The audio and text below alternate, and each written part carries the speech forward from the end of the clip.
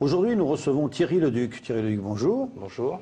Alors, votre société Axiclim, donc, on va parler bien sûr de votre entreprise. Mais avant de parler de votre entreprise, j'aimerais savoir votre parcours, Thierry. Dites-moi tout. Alors, j'ai commencé par faire un BTS en génie climatique, un BTS qui était axé essentiellement sur le chauffage et la climatisation. Ensuite, j'ai travaillé 10 ans dans une entreprise de froid commercial et industriel, des sociétés qui travaillent essentiellement pour les grandes surfaces. Mon rôle était de développer cette activité de climatisation. Tout ce qui est les frigos, tout ça, ou voilà. Uniquement la climatisation? Non, alors mon rôle c'était de développer uniquement la partie climatisation. Donc j'ai fait ça pendant 10 ans. Et puis au bout de 10 ans, je me suis aperçu qu'il y avait un marché qui allait se développer. C'était l'utilisation des pompes à chaleur ou des géothermies, de la géothermie chez le particulier. Donc là, je me suis dit, il y a vraiment quelque chose à développer. Mon patron à l'époque ne souhaitait pas développer cette activité. Donc je l'ai créé en parallèle à côté. Je suis même resté commercial pendant 2 ans dans cette société. Et puis, je me suis aperçu qu'il y avait vraiment un marché qu'il fallait développer. Donc là, ça fait 10 ans que j'ai créé cette entreprise. Donc alors, on a progressé tranquillement. 10 ans déjà. 10 ans déjà, oui. On a progressé tranquillement. Donc j'ai commencé à créer l'entreprise avec mon épouse. Et puis après, on a pu évoluer tranquillement. Les premières difficultés, puisqu'on était sur un marché naissant, un marché où tout ce qui touche la climatisation et la pompe à chaleur, c'est un marché de climaticiens, un marché de chauffagistes et de frigoristes en même temps. Donc on est un petit peu à cheval sur ces 2 métiers-là. Et donc il a fallu trouver des techniciens, des gens compétents pour faire ces installations-là. Donc pas très facile. Donc alors comment recruter? C'est là où je me suis rapproché de la CCI pour savoir un petit peu comment je pouvais recruter assez facilement des gens. Et puis on s'est aperçu, en travaillant avec la CCI, qu'il était important de former, passer par l'apprentissage. Donc beaucoup d'apprentis, jusqu'à 7-8 apprentis, qu'on pouvait maintenir plusieurs années, jusqu'à 2, 3, 4 ans, les emmener jusqu'au bac pro de préférence. Des contrats d'apprentissage à côté. Donc voilà, une réelle dynamique de donner l'opportunité aux jeunes de pouvoir s'intégrer dans l'entreprise. Parce qu'aujourd'hui, ce modèle de formation technique n'existe pas dans l'éducation standard. Donc ça passe beaucoup par des contrats spécifiques et des contrats de professionnalisation en même temps. Et ces jeunes-là donc restent après et deviennent salariés de l'entreprise. Le but, évidemment, c'est de garder ces jeunes et puis de les faire évoluer dans l'entreprise. Donc ça passe par différentes étapes. D'une part, les former, après, évidemment, passer à un CDI, et puis ensuite les faire progresser. Les faire progresser par des formations complémentaires. Et puis créer après un environnement dans l'entreprise où ils puissent trouver leur intérêt. Donc ça passe par une dynamique globale d'entreprise, ça passe par des plans spécifiques de type intéressement, des contrats. Peut-être que demain vous aurez peut-être aussi des jeunes qui auront peut-être envie de créer aussi leur entreprise, non? Oui, pourquoi pas, pas. Et c'est là où j'ai même trouvé dans l'entreprise des gens qui ont évolué avec l'entreprise et qui ont pris des responsabilités, sont maintenant des responsables de service. Donc des gens qui ont la même responsabilité qu'un chef d'entreprise, sans avoir trop le côté juridique ou social à gérer, mais tout le côté économique, ils gèrent de la même façon. Donc ça m'a permis de créer différents pôles d'activité. Donc il y a l'activité tertiaire industrie. Donc là, on fait du chauffage, de la climatisation auprès des magasins, bureaux. Et puis aussi en milieu industriel, qui est quand même un marché où j'ai travaillé dans mon origine sur cette activité-là. Et puis le marché de l'habitat. Et puis une troisième activité qui est là maintenant, c'est le dépannage. Alors quand vous parlez de climatisation, aujourd'hui la climatisation, souvent ça fait le chaud et le froid. C'est tout l'intérêt de ce système, c'est que ça permet de faire du chaud et du froid. Donc maintenant on est dans des solutions encore plus modérées, on parle moins de climatisation, on parle plutôt de rafraîchissement, de faire du chauffage et du rafraîchissement. Le but c'est d'arriver à minimiser les consommations d'énergie en trouvant des solutions les plus économiques possibles. Et parce qu'on n'est quand même pas dans une région saison où il fait des chaleurs torrides. Enfin bon, il y a des périodes, effectivement, juillet-août, qui sont assez chaudes. Mais la climatisation s'installe quand même pas mal. Alors, certes, dans les bureaux, je le comprends parce que c'est un confort de travail. Des fois, des entreprises qui ont des machines qui chauffent et ainsi de suite.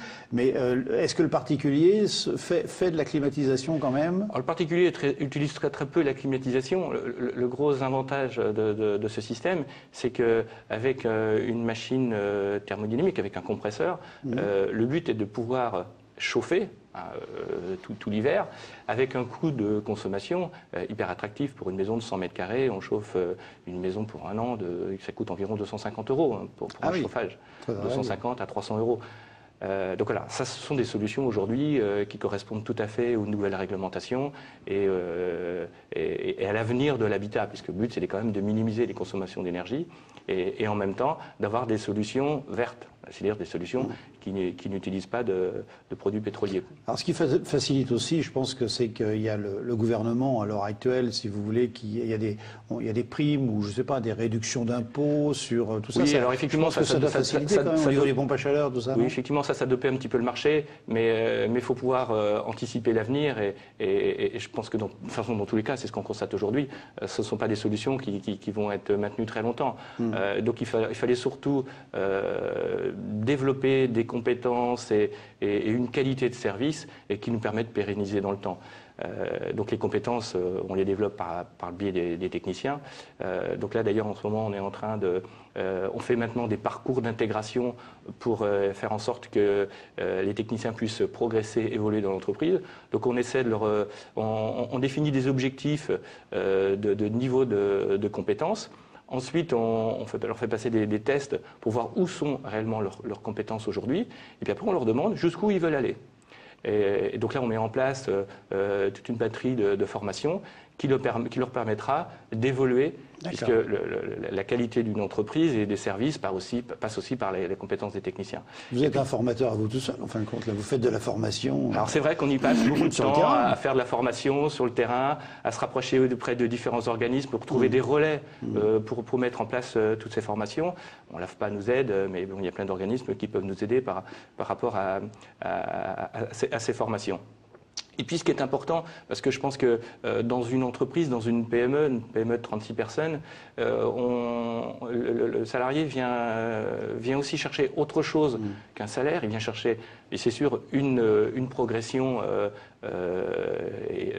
technique, mais une progression sociale, puisque le but c'est aussi d'augmenter son salaire. Et puis aussi un esprit d'équipe. Et donc ça, c'est ce qu'on essaie de maintenir et de développer, cet esprit d'équipe. Et là, pour les 10 ans de l'entreprise, on a créé un Lead-Up. D'accord. Qui a permis. Sympa ça. Oui, c'est sympa. Ils chantent tous là. Tout le monde chante, bouge, danse. Voilà, on s'est calé sur une chanson. Et vous l'avez mis sur le site internet? On l'a mis sur YouTube. Vous pouvez faire axiclim.fr sur YouTube. Et puis vous pourrez voir le Lead-Up. Donc tout ça, ça génère un esprit d'équipe, une dynamique d'entreprise.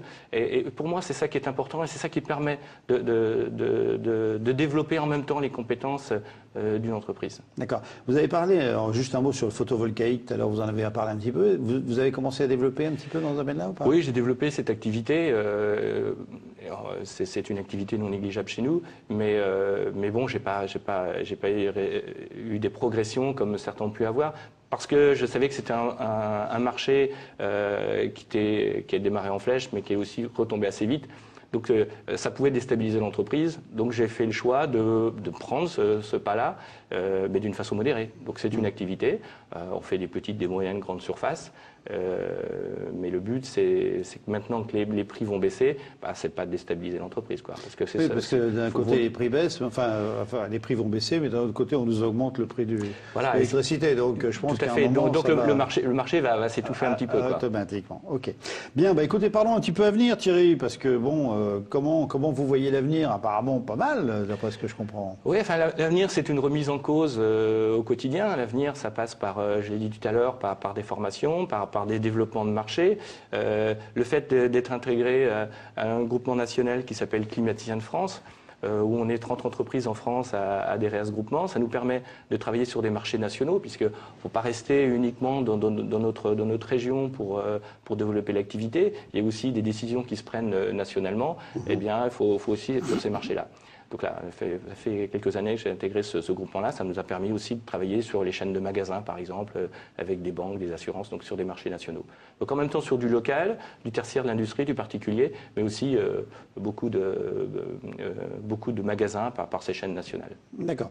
Les produits viennent essentiellement d'où? Parce que bon, les marques que vous avez travaillé, ce sont des produits français ou européens. Bon, il y a quelques composants qui viennent de Chine, mais si on veut avant tout avoir de la qualité, du suivi, pour apporter du service à côté, parce que c'est ça que le client, il veut bien effectuer une installation, mais il veut aussi qu'à côté, on lui puisse lui apporter du service. Eh bien, il nous faut des partenaires, des fournisseurs partenaires qui puissent avoir cette réactivité en cas de souci technique, quoi. Bah écoutez Thierry, merci beaucoup. Et puis, parce que bon, je pense qu'au niveau de votre entreprise, surtout toute la formation, vous m'avez parlé de 36 personnes tout à l'heure, 36 personnes en 10 ans, donc c'est quand même une belle aventure, partie de 2 jusqu'à 36 aujourd'hui. Les 10 ans, comment vous avez appelé ça Un lead-up. Un lead-up, donc en fin de compte, on peut aller sur le site internet. Comment c'est votre site internet? Acceclim.fr. D'accord, ok. Bah, écoute, moi j'invite effectivement les téléspectateurs à aller vous découvrir également sur le site internet.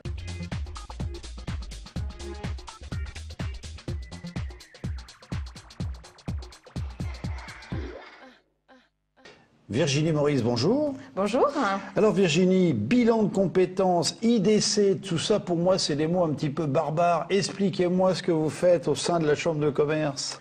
Alors, l'IDC, Institut pour le développement des compétences, est un service transversal de la Chambre de commerce et d'industrie du Mans. C'est un service qui a été créé en 2004 et qui est composé d'une équipe de 4 permanents et de différents professionnels des ressources humaines, psychologues du travail et juristes d'entreprise. C'est un service qui a pour finalité de créer le lien entre les personnes, l'entreprise et le territoire.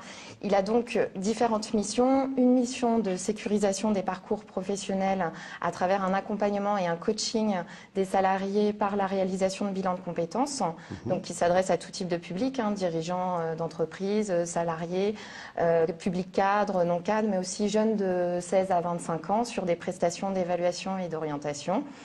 On a aussi, juste pour vous donner quelques chiffres, l'IDC c'est 150 bilans de compétences accompagnés sur l'année 2010. 150 bilans 150 bilans, et oui. Et plus de 500 sur l'année 2000, depuis sa création. Depuis sa création, depuis 4 ans, enfin, c'est ça, 4 ans. C'est ça, tout à fait. D'accord, ok. Enfin, depuis un peu plus de 4 ans maintenant. Un peu plus de 4 ans maintenant. Voilà. L'IDC a également pour mission d'appuyer, de conseiller les chefs et les dirigeants d'entreprise dans leur gestion des ressources humaines face aux différents enjeux économiques, technologiques et sociétals actuels.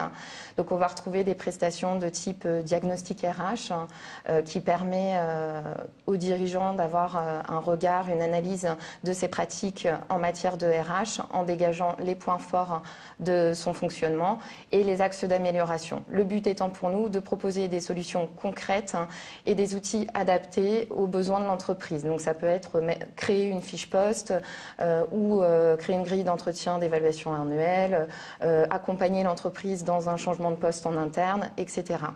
Voilà, on va aussi pouvoir être sur différents types de problématiques plus spécifiques, comme comment donner du sens au travail de mes collaborateurs, comment motiver ou fidéliser mes salariés à travers différents types d'accompagnement. On a un accompagnement qui s'appelle évaluation de potentiel, qui permet justement pour l'entreprise d'élaborer la stratégie de mobilité interne d'un salarié identifié potentiellement comme compétence clé de l'entreprise.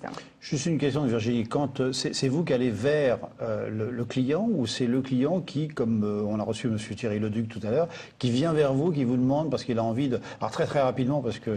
Très rapidement, donc en fait on a un peu les deux cas. On est à disposition bien entendu des entreprises qui on commence à se faire connaître. Donc voilà, c'est vrai que les chefs d'entreprise viennent vers nous dès qu'il y a une problématique au niveau justement des différents aspects que j'ai pu évoquer. Après, nous pouvons aussi nous rendre directement en entreprise. D'accord. Voilà. Puisque l'IDC, c'est aussi, je précise rapidement, c'est aussi 5 ateliers RH chaque année avec 230 collaborateurs d'entreprises qui participent et qui viennent échanger sur leurs pratiques, sur des thématiques actuelles en matière de RH. Voilà. C'est un échange. C'est ça, tout à fait. Virginie Maurice, merci beaucoup pour toutes ces précisions au niveau de l'IDC et bilan de compétences. Merci à vous. Au revoir. Merci, au revoir.